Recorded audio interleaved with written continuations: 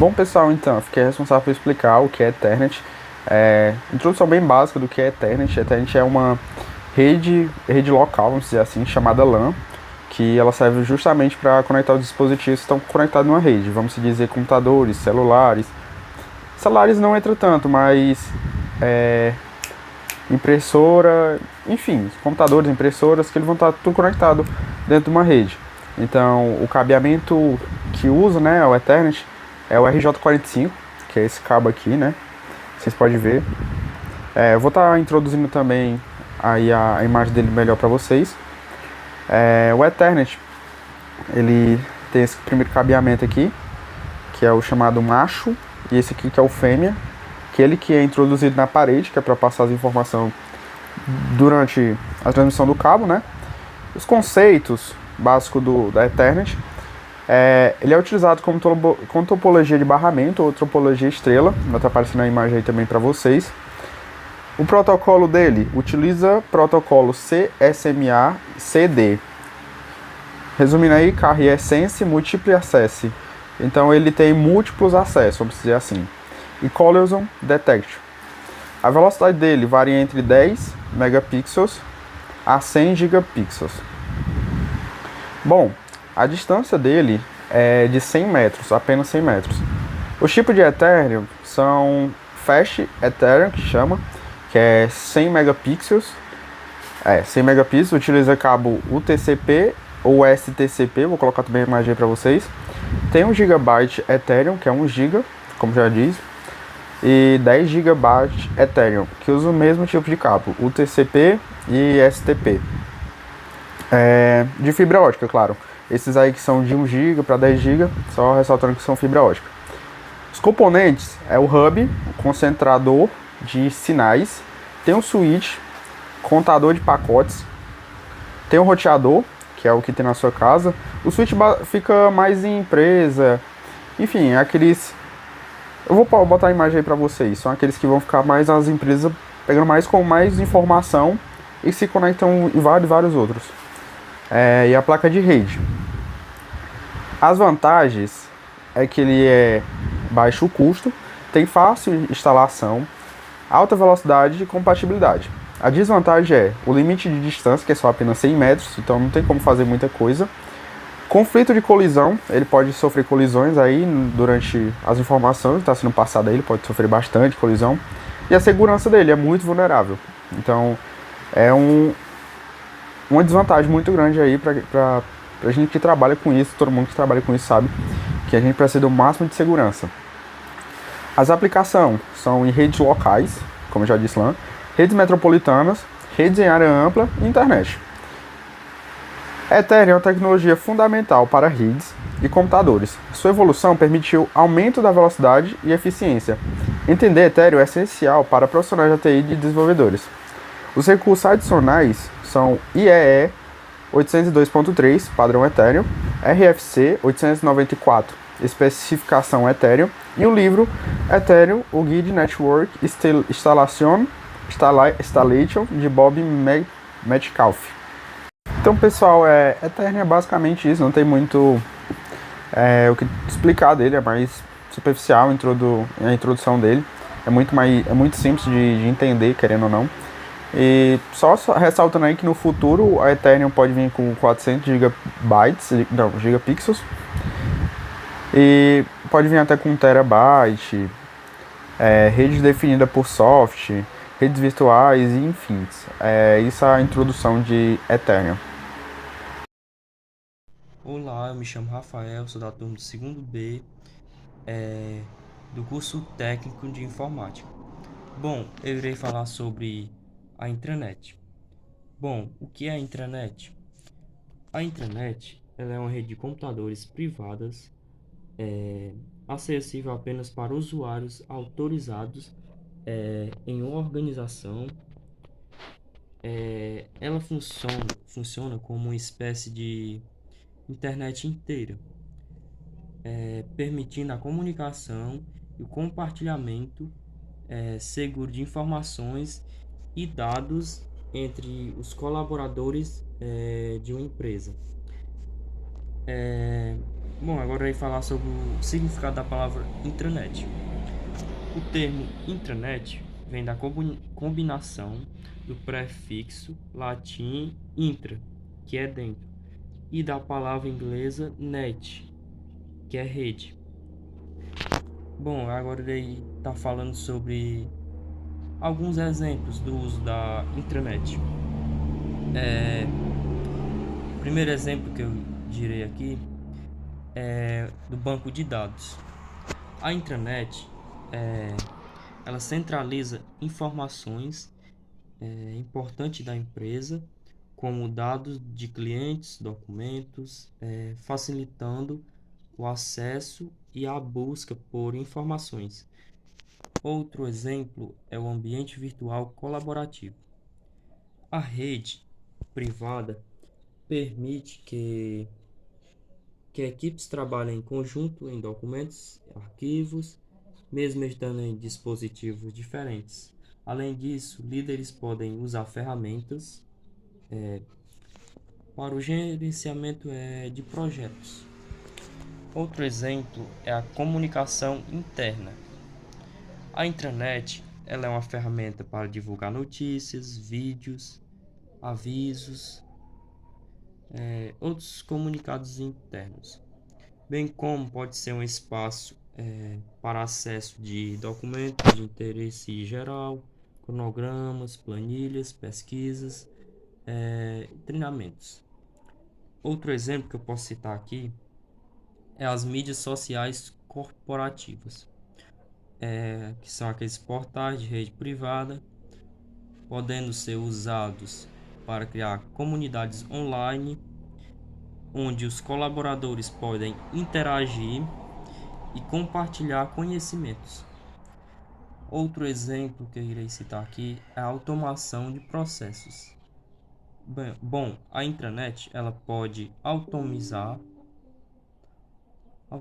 tarefas repetitivas, como atualização de documentos, simplificar o dia a dia dos colaboradores de uma empresa. Como funciona a intranet? A intranet ela usa os mesmos protocolos de rede, como TCP, IP, mas atua de forma isolada da rede WAN. A rede privada ela usa a tecnologia Ethernet para conectar todos os dispositivos, permitindo assim a troca de arquivos e envio de mensagem de forma segura. Essa conexão ela é feita via uma rede local, que é a LAN, que pode ser usada como cabos ou Wi-Fi para interligar os computadores, o servidor local e outros dispositivos. Um exemplo é as impressoras. Todo esse processo é protegido por firewalls e gateways, que garantem a segurança dos dados da empresa.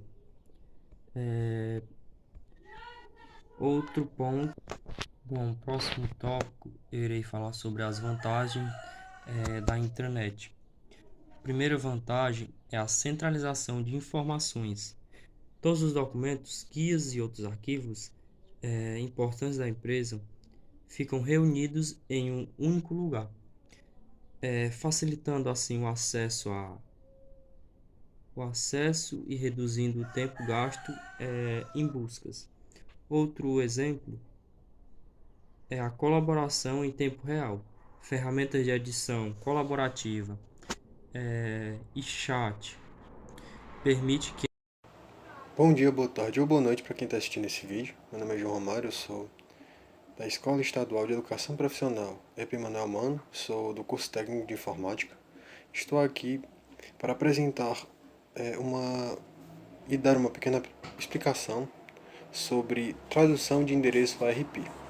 Primeiro vamos começar com o que é esse tal de tradução de endereço ARP. Bom, a tradução de endereço ARP é um protocolo de resolução de endereço, ou propriamente dito ARP, que é uma forma comum de redes traduzirem o endereço IP de um computador para o endereço físico de máquina.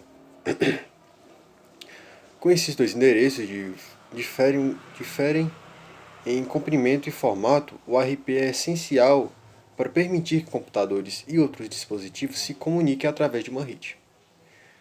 Agora, apresentando um pouco sobre os tipos de ARP, existem diferentes versões e casos de uso do ARP.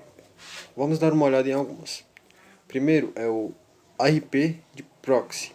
O ARP de proxy é uma técnica pela qual um dispositivo proxy em uma determinada rede responde à solicitação de ARP para o endereço IP que está nessa rede. O proxy está ciente da localização do destino do tráfego e oferece seu próprio endereço MAC como destino. O ARP gratuito é quase como um procedimento administrativo. Ele é realizado como uma forma de host em uma rede simplesmente anunciar ou atualizar seu endereço IP para o MAC. O ARP gratuito não é suscitado por uma solicitação de ARP para converter o endereço IP em um endereço MAC. O ARP reverso. O ARP reverso são quando as máquinas host que não conhecem seu próprio endereço IP podem usar o protocolo de resolução de endereço reverso para descoberta. E tem o ARP inverso, que é o IARP. Enquanto o ARP usa o endereço IP para localizar o endereço MAC, o IARP usa o endereço MAC para localizar o endereço IP. Agora, por que o ARP é necessário? O ARP é necessário porque o endereço de software, o endereço IP do host ou computador conectado à rede, precisa ser traduzido para o endereço de hardware, o endereço MAC. Sem o ARP, um host não poderia descobrir o endereço de hardware de outro host. A LAN mantém uma tabela de diretório que mapeia o endereço IP para endereços MAC nos diferentes dispositivos, incluindo terminais e roteadores nessa rede. Essa tabela ou diretório não é mantida pelo usuário nem mesmo pelo administrador de TI. Em vez disso, o protocolo ARP cria entradas instantaneamente. Se o dispositivo de um usuário não souber o endereço de hardware, o host de destino, o dispositivo enviará uma mensagem para cada host na rede solicitando esse endereço.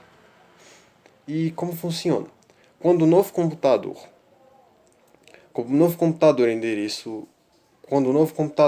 entra em uma LAN, lhe é atribuído endereço IP, exclusivo para uso de identificação de comunicação.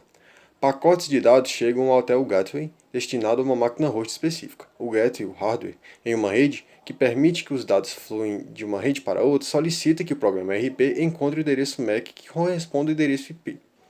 O cache ARP mantém o registro de cada endereço IP e seu endereço MAC corresponde. Obrigado a todos pela atenção, essa foi a minha apresentação e muito obrigado. Meu nome é Pedro, eu sou estudante da Escola EP Mano a Mano e hoje eu faço esse vídeo para explicar um pouco traduções do endereço RARP. Agora eu vou falar o significado da sigla RARP. O que é? A sigla significa Reverse Address Revolution Protocol. É um protocolo de rede que permite a um dispositivo descobrir o seu endereço IP a partir do seu endereço MAC. Ele foi útil em redes muito antigas, como dispositivos com terminais de rede que não tinham armazenamento local de configurações, incluindo o endereço IP, mas conhecia o seu endereço MAC. Agora eu vou falar como funciona o RARP. Primeiro passo é a solicitação. Um dispositivo envia um pacote de broadcast para a rede contendo seu endereço MAC, pedindo para saber qual é o seu endereço IP. Segundo ponto é a resposta do servidor. Um servidor dedicado à função de RARP recebe a solicitação, verifica sua tabela de mapeamento MAC IP e responde com o IP correspondente. E terceiro ponto é o uso do IP. O dispositivo agora sabe seu endereço IP e pode usá-lo para comunicar com a rede. Agora eu vou falar a diferença entre ARP e RARP. A sigla ARP significa Address Revolution Protocol. Ela resolve o endereço MAC a partir de um endereço IP, usado quando o dispositivo conhece o IP e precisa do MAC. O RARP resolve o endereço IP a partir de um endereço MAC, usado quando o dispositivo conhece o MAC e precisa do IP. Agora eu vou falar um pouco das limitações do RARP. Eu posso citar uma das limitações, é a escalabilidade. Requer um servidor dedicado e uma tabela estática que corresponde a MAC IP e que é dificilmente de escalar. Não suporta subredes. O ARAP não consegue lidar com redes com múltiplas subredes ou roteamento entre elas. E outra é informações limitadas. Só fornece o endereço IP sem configurar outros parâmetros de redes importantes como gateway e servidores DNC. Agora eu vou falar sobre a evolução. A evolução para o DHCP, a sigla DHCP significa Dominic Host Configuration Protocol. Substituiu o RARP, oferecendo uma maneira para dinâmica de atribuir endereços IP e outros parâmetros de rede. O DHCP resolve o problema de configuração de dispositivo de forma mais eficiente, atribuindo o IPS dinâmico, permitindo configurações de rede mais flexíveis e escaláveis. O RARP desempenhou um papel crucial nas redes de computadores nas décadas iniciais, especialmente quando os dispositivos de redes, como terminais sem disco rígidos, não possuíam a capacidade de armazenar configurações de rede, como o endereço IP. Esses dispositivos, no entanto, já possuíam um endereço MAC único, o que permitia entre um dispositivo e outro se comunicarem, como eu já havia falado no início do vídeo. Mas, no entanto, com o avanço das redes e complexidade crescente das configurações de rede, o RARP começou a mostrar várias limitações, principalmente o progresso de revoluções de endereços que dependia de servidores dedicados que mantinham tabelas estáticas de mapeamento de endereços MAC e IP, que se tornava um desafio em redes grandes escala. Além disso, o RARP não era capaz de lidar com redes complexas com muitas subredes ou com necessidade de configurações dinâmicas, como o fornecimento de parâmetros adicionais de redes, como gateway e servidores DNS e marcas de subredes. Em resumo todo do vídeo, embora o RARP tenha sido fundamental para os primeiros dias de rede, sua utilização foi superada por protocolos mais avançados e flexíveis, como o DHCP, que soluciona os problemas de configuração de escalabilidade de maneira mais eficiente. Hoje, o DHCP é amplamente utilizado em redes contemporâneas, domésticas e em ambientes de datasets, enquanto o ARAP permanece uma parte do passado, representando uma transição importante na evolução dos protocolos de rede. Basicamente, isso foi o vídeo explicando um pouco o que é o RARP e eu corto o vídeo por aqui. Obrigado por ter assistido até o final e espero ter ajudado um pouco a explicar o que é. Eu vou falar um pouco sobre o endereçamento MAC, ou Media Access Control. Ele é como um RG para dispositivos, um número único atribuído a cada placa de rede, como se fosse o endereço físico do seu computador, celular ou qualquer outro aparelho conectado à internet. Ele serve como identificação única. Cada dispositivo tem um endereçamento MAC diferente, o que permite que os roteadores e outros equipamentos de rede identifiquem cada aparelho individualmente. Ele é formado por 12 dígitos hexadecimais, que é de 0 a 9, e de A a F, separado por hífens. O endereçamento MAC ele não pode ser alterado, pois geralmente ele é gravado na placa de rede. Agora falando de suas principais características, uma delas é a unicidade. Cada endereçamento MAC é único em todo o mundo. Outra é a permanência. Geralmente, o endereço MAC ele é fixo e não muda durante a vida útil do dispositivo.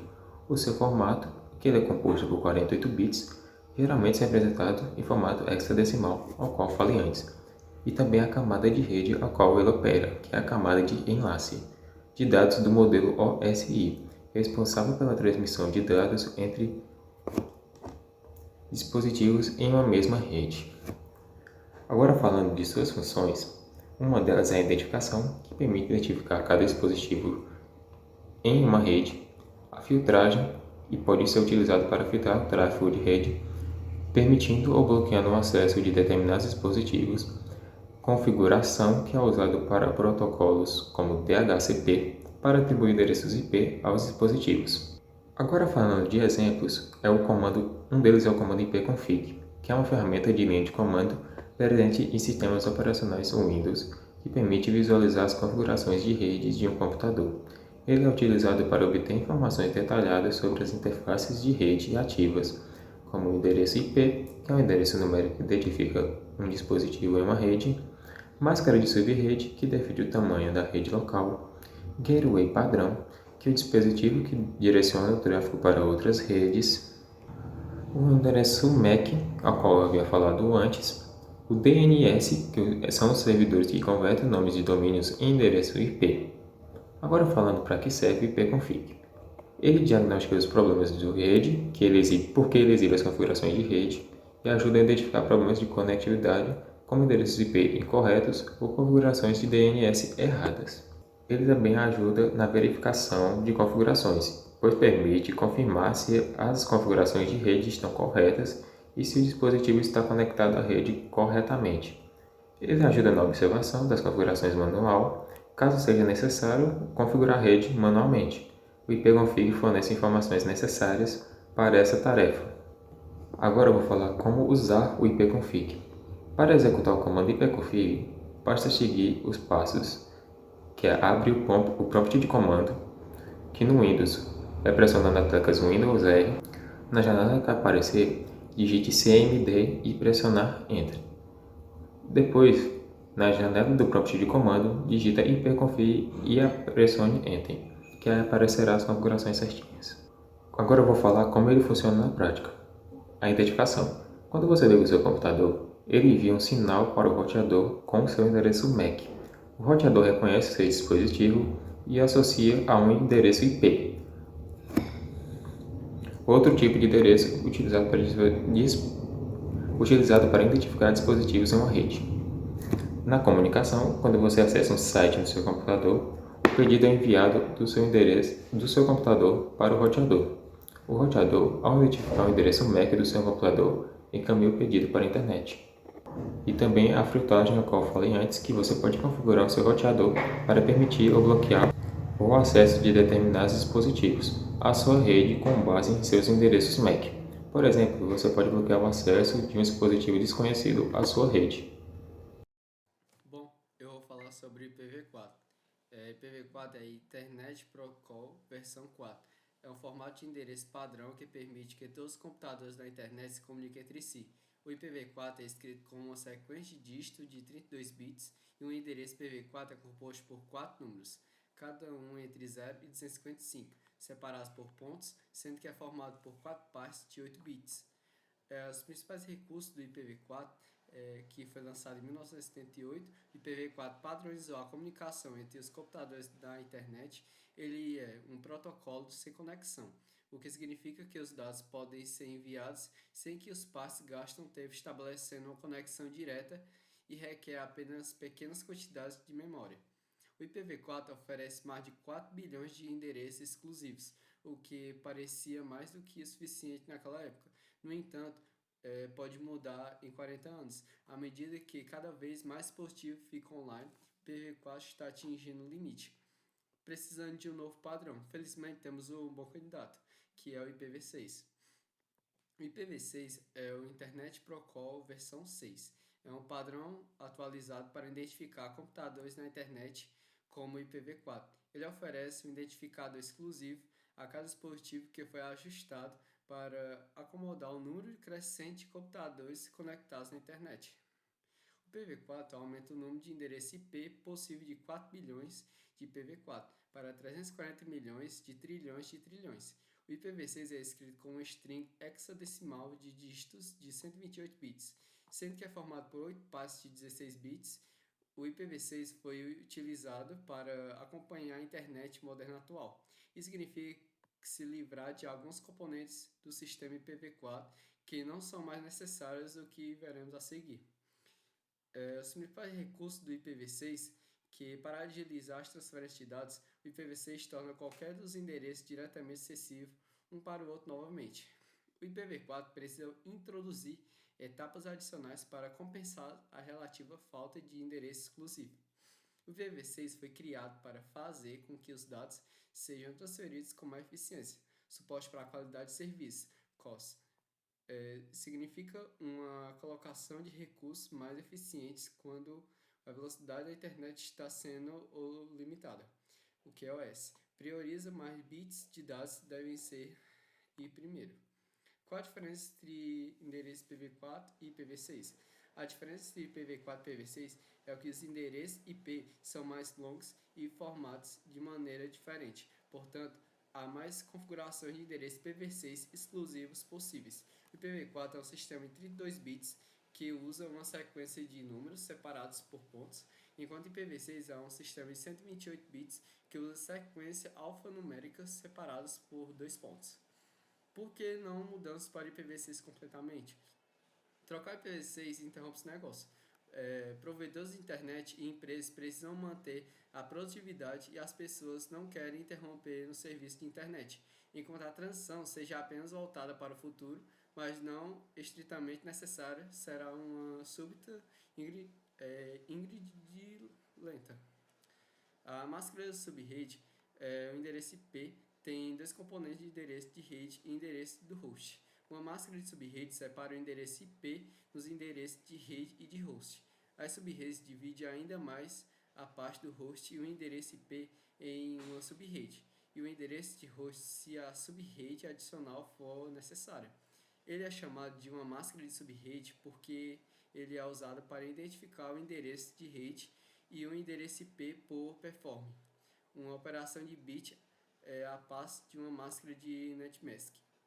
Uma máscara de subrede é um número de 32 bits que a mascara um endereço IP e divide o endereço IP em endereço de rede e endereço de host. Dentro de uma determinada rede, 2 endereços de host são reservados para fins especiais e não podem ser atribuídos a host. O endereço 0 é atribuído a um endereço de rede e 255 é atribuído a um endereço de difusão e esses não podem ser atribuídos a host. Bom, agora eu vou falar sobre como faz a conversão de IPv4 para binário, de binário para hexadecimal e de hexadecimal para IPv6. Com isso, eu vou pegar o exemplo de um endereço IPv4, que é o 62.157.09.98. Que com isso, transformando em binário, eu tenho que pegar o número inteiro, vou começar pelo 62, divido por 2 e faço isso simultaneamente com o resto dos números. Com isso, fica o número binário 1111110. Fazendo com 157 dividido por 2 simultaneamente, fica 100111101. Fazendo agora com 9, fica 1001. Com o 98, fica 110010.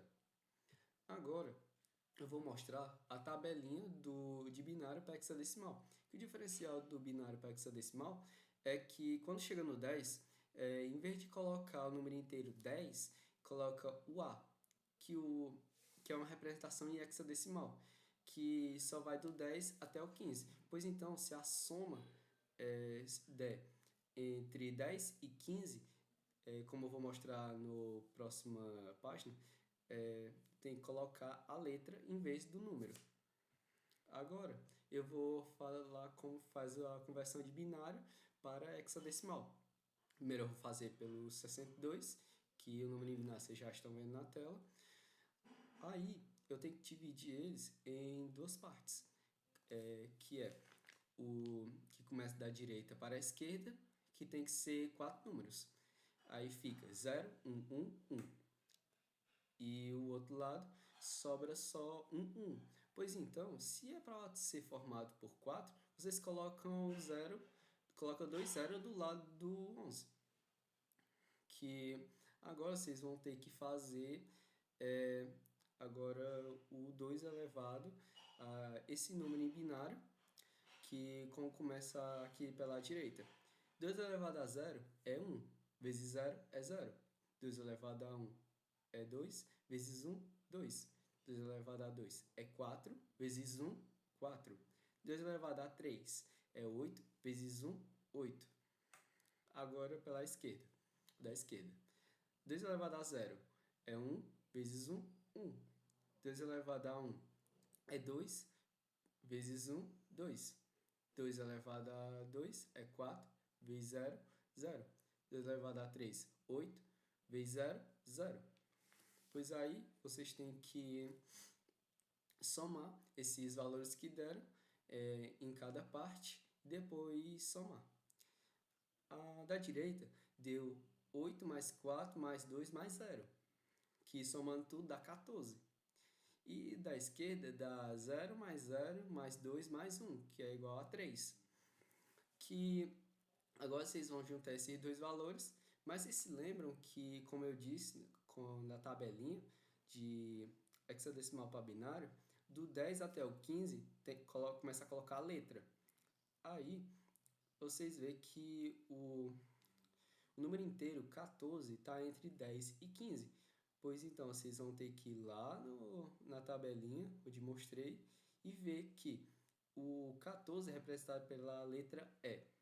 Pois então, vai ser 3E, que é o 3, que é o da esquerda, junto com o E, que é o da direita. Agora, fazendo com o 157, que vocês estão vendo, o número em binário na tela, que separando eles por 4 números, fica 1101 e o outro 1001. Fazendo a mesma conversão, 2 elevado a 0 é 1, vezes 1, 1. 2 elevado a 1 é 2, vezes 0, 0. 2 elevado a 2 é 4, vezes 1, 4. 2 elevado a 3 é 8, vezes 1, 8. 2 elevado a 0 é 0, ou 1, vezes 1, 1. 2 elevado a 1 é 2, vezes 0, 0. 2 elevado a 4, vezes 0, 0. 2 elevado a 3 é 8, vezes 1, 8. Agora, vocês vão fazer a soma de novo, que aí começando pela direita, vai ser 8 mais 4 mais 0 mais 1. E o da esquerda, 8 mais 0 mais 0 mais 1. Agora, 8 mais 4 é 12, mais 1, 13. 8 mais 1 é 9. Pronto, você já tem os dois números. Mas vocês veem de novo que o 13 está entre o 10 e o 15. Que, olhando pela tabela de novo, vocês veem que ele é considerado uma letra. Pois então, a letra que representa o número inteiro 13 é o D. Pois então fica 9D. Agora, fazendo com o 9, o 9 tem a representação binária 1001, que aí só fica só uma casa de 4 dígitos, que fazendo a minha conversão, fica 2 elevado a 0 é 1, vezes 1, 1. 2 elevado a 1 é 2, vezes 0, 0. 2 elevado a 2 é 4, vezes 0, 0. 2 elevado a 3 é 8, vezes 1, 8. 8 mais 1, 9, que o 9 vai ser o número que a gente vai colocar no nosso IPv6. Agora do 98. 98 vocês estão vendo, ele em binário, separando ele em duas casas, fica 4 dígitos, fica 0010 e o outro 0110. Fazendo a mesma conversão, 2 elevado a zero é 1 vezes 0, 0. 2 elevado a 1, 2 vezes 1, 2. 2 elevado a 2 é 4 vezes 0, 0. 2 elevado a 3 é 8 vezes 0, 0. 2 elevado a 0 é 1 vezes 0, 0. 2 elevado a 1 é 2 vezes 1, 2. 2 elevado a 2 é 4 vezes 1, 4. 2 elevado a 3 é 8 vezes 0, 0. Que aí, fazendo a soma da direita, 0 mais 0 mais 2 mais 0 fica 2. E o da esquerda, 0 mais 4 mais 2 mais 0 é igual a 6. Pois então, vai ser 62. Agora, vocês estão vendo uma pequena demonstração que eu fiz sobre o número que está em PV4, que eu transformei ele em binário. Que binário eu separei entre essas 4 casas, que respectivamente que eles sobram o 3 e o E, o outro o 9 e o D, o outro o 9 e o outro 62, que foi a que nós fizemos as conversões anteriormente. Que com isso ele é formado por 3E, 9D, 2 pontos, que ele se separa por 2 pontos, 909 e 62, que aí são divididos por 4 dígitos. Então, quando tiver 4 dígitos, coloque 2 pontos e coloque o resto do número como